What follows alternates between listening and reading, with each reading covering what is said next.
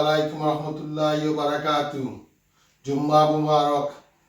আপনারা আমি লেস্টার থাকি আপনার নেদার হলো এলাকার মাঝে মুভ হয়েছি 4-5 বছর হয়েছে কি আপনার এলাকা খুব ভালো আছে। আপনার সব জিনিস আছে, আপনার local chemist, doctor, local shop, Asda, Tesco সবগুলো আছে। খালি একটা জিনিসের কমি আছিল আপনার একটা মসজিদ। আলহামদুলিল্লাহ, একটা ভেরি ভেরি গুড নিউজ। আপনার নেদারহল রোডে একটা মসজিদ হয়েছে আপনার গতকাল একটা ওপেনিং হয়েছে আর আজকে পয়লা জুম্মা যেইরামও আপনার আর সব থেকে ভালো জিনিস হয়েছে আপনার মসজিদটা। আমি যে রাস্তা থাকি আপনার ও রাস্তার মাঝে মসজিদটা। আশা করি আপনারা সবাই মসজিদটা দেখাইবার চেষ্টা করবো।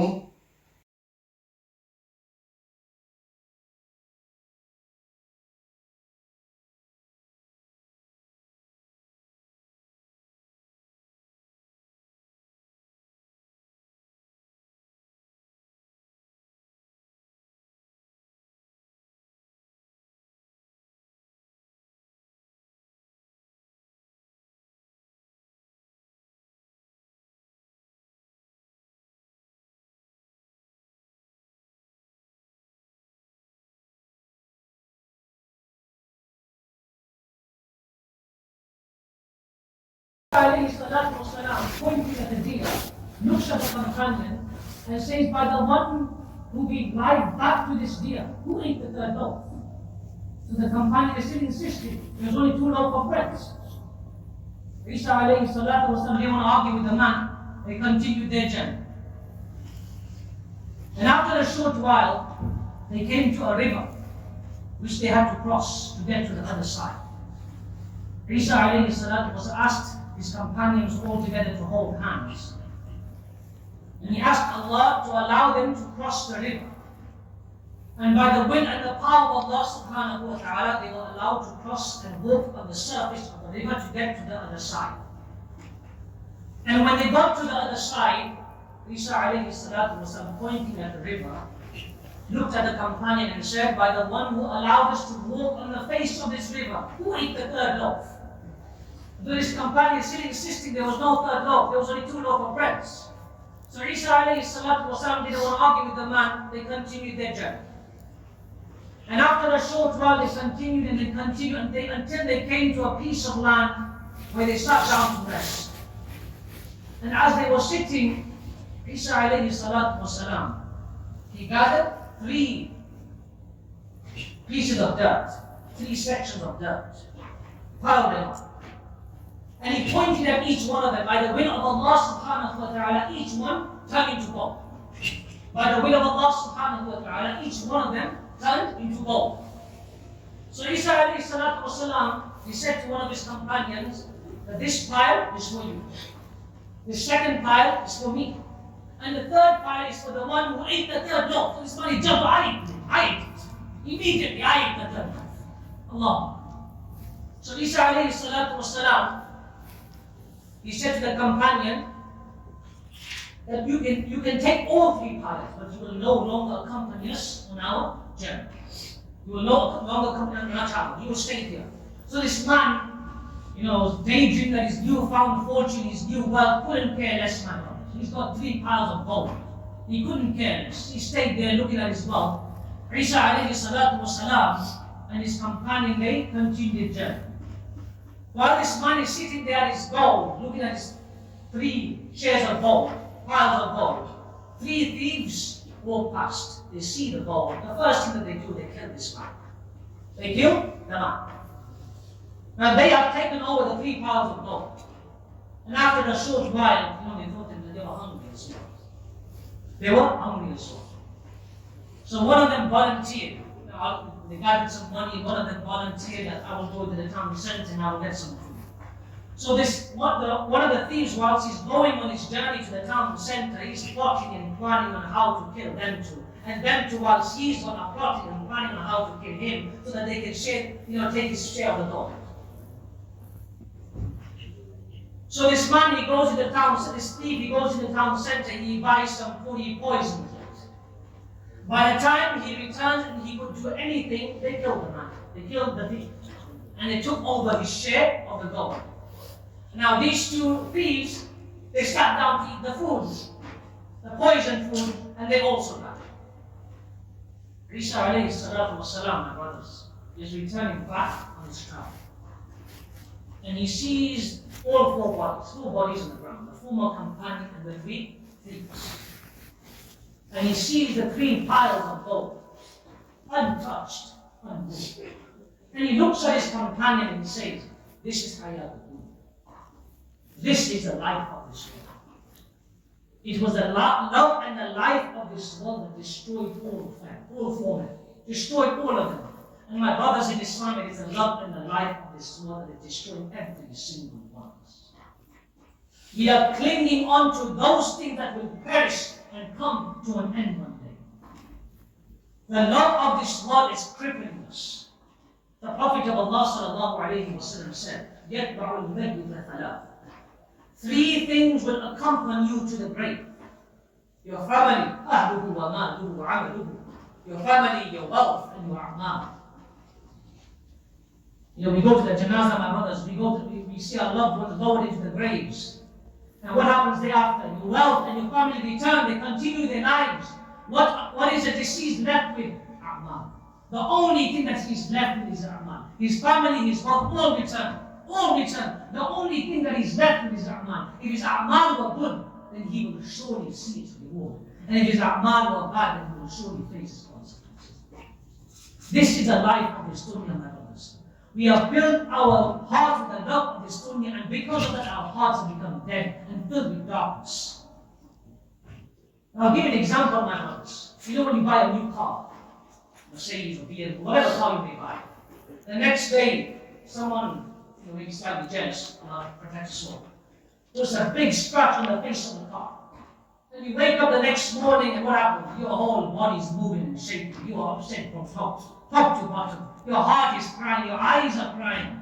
But the same man has been missing his Fajr Salah for the past 10 years. His eyes and his heart haven't even moved an inch, my brothers. Not even an inch. The Prophet of Allah sallallahu alayhi wa sallam, he says, forget the 2 rak'at fard of Fajr, my brother. The 2 rak'at sunnah before the fard prayer. The 2 rak'at sunnah is better than this world, this entire world and whatever it contains. The 2 rak'at sunnah before the fard. And the ummah of Rasulullah sallallahu alayhi wa sallam is missing it day in, day out. We are drowning ourselves with the love of this dunya, my brothers. With the love of this dunya.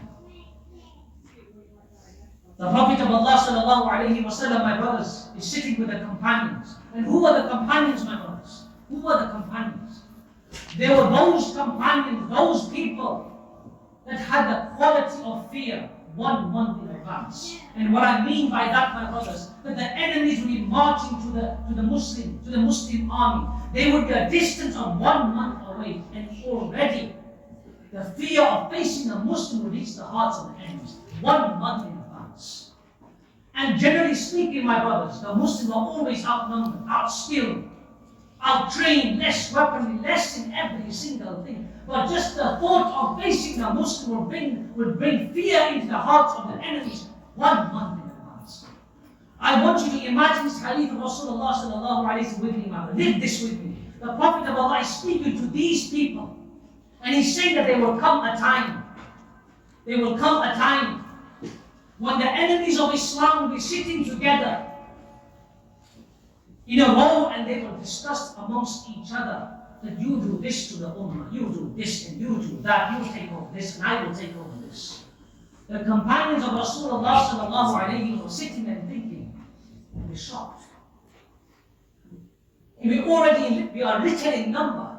Are we going to be so little in number? And at this moment in time, we are so little in number. We are already winning, we are already dominating. So one of the Sahabi said, Ya Rasulullah sallallahu alayhi wa sallam, will we be so little in number that this will happen to us? And the Prophet of Allah said, no. وَأَنْتُمْ كَثِيرٌ وَأَنْتُمْ كَثِيرٌ heaps. And he gave the example of the froth of the ocean. There's billions and millions of you. So the Sahaba asked, Ya Rasulullah, why will this happen to us? If we are many, why will this happen to us? And the Prophet of Allah sallallahu alayhi wa sallam said, verily, wahan will reach the hearts. So the word wahan, my brother, is not an Arabic term. So the Sahaba, they asked Ya Rasulullah sallallahu alayhi wa sallam, what is bother? And the Prophet of Allah sallallahu alayhi wa sallam said, حُبُّ الدُّنْيَا وَكَرَاهِيَةُ الْمَوْتِ حُبُّ الدُّنْيا وَكَرَاهِيَةُ الْمَوْتِ. But when you love this dunya so much that you can't even bear the thought of dying. You love this dunya so much that you hate to die. When this happens, this is what the enemies will do to you. They will take over. And when you think of this hadith, my brothers, it's so relevant to the time. So the present time, you think that the Prophet of Allah said this a week ago. We have filled our hearts with the love of this dunya. And it is crippling and it is killing us. We are drowning ourselves in the love of this dunya. And who were the Romans? Who were the Muslims at the time? Who were the Arabs? They were called barbarians, peasants. They lived in no man's land. They lived on a land where no one, nor the Persians, nor the Romans ever wanted. Peasants, barbarians, deserted, barren land. They were no one, my brothers. When the Muslims started conquering that Roman Empire, the Roman Emperor is thinking, what is happening? So he called them, how are these Arabs, the Persians, these barbarians, these peasants, how are they defeating us? How are they winning? He calls his generals and he says, what is happening? How are we losing? And the general, he buckles, he looks down. And the emperor, he says, are we outnumbered? And they got more men than us? He goes, no. Are they more skilled? He goes, no. Are they more trained? He goes, no. Are they got more weapons? He goes, no. Then how on earth are we losing? So the general, he says, can I speak freely? Can I speak honestly? He says, speak, you're losing. So he says, how can you defeat an army who loves to die like how you love to live? How can you defeat an army who loves to die like how you love to live? The Sahaba radiallahu ta'ala anhu ajma'in, my God, they had the love of Allah and Rasulullah sallallahu alayhi wa sallam in their hearts. Today we have filled our hearts with the love of this dunya and it is drowning us, it is drowning us. The heart, my brothers, is the center of our existence. It is where everything begins, everything starts. Allah subhanahu wa ta'ala says in the Quran, يَوْمَ لَا يَنْفَعُ مَالٌ وَلَا بَنُونَ إِلَّا مَنْ أَتَى اللَّهَ بِقَلْبٍ سَلِيمٍ. That on the day of Qiyamah, your wealth and your family will not help you or benefit you until you come to me with a sound and clean heart. A sound and clean heart. My brothers in Islam, the heart is the center of our existence. It is where everything begins. It gives life to every single thing. It is where everything is also corrupted. And how do we know this? Allah subhanahu wa ta'ala says in the Quran, الَّذِي يُوَسْوِسُ فِي صُدُورِ النَّاسِ. The one who comes and whispers into the hearts of mankind. And if your heart is clean, my brothers, your speech, your actions will be clean and good. And if your heart is corrupted, your actions and your speech will also be corrupted. And your actions and your deeds, your speech are a mirror reflection of what your heart looks like. And how do we clean the only way we can clean our heart, to make our life stress-free, without any difficulty, without any problem, is turn to Allah. Turn to Allah subhanahu wa ta'ala. Rely upon Allah subhanahu wa ta'ala. When you turn to Allah, my brothers, Allah will turn to you.